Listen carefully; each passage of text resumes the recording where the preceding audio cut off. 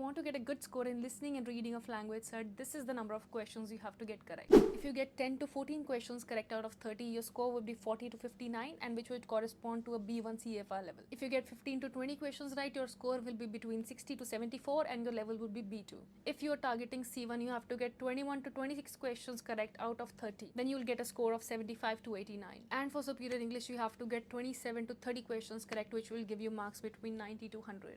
For the writing section, there are 4 criteria that your marking will be based on: task achievement, grammar, vocabulary, and organization. For both of the tasks, you can get up to 8 marks for each of these criteria, which means the total would be 32 for each of the tasks. But keep in mind, when calculating the overall score of writing, task 1 will be weighted only 40% and 60% of the score will come from task 2. Now for scoring the speaking section, each of the 4 criteria are given equal importance, and it is scored based on these 5 criteria: task fulfillment, coherence, grammar, vocabulary, pronunciation, intonation, and fluency. So a bit similar like PTE. Again, all of these criteria are marked out of 8, but the criteria task fulfillment and communicative effect is double marked. Let me tell you what this means. So the interlocutor that's taking your exam will only score your task fulfillment during the test, and then all of your test is recorded and sent in to the second examiner to score, and the second examiner will score based on all of these categories. So just like this, the task fulfillment is scored by 2 different examiners, which means the speaking has an overall of 48 raw marks, which are then scaled up to 100. So make sure you focus more on the task fulfillment section.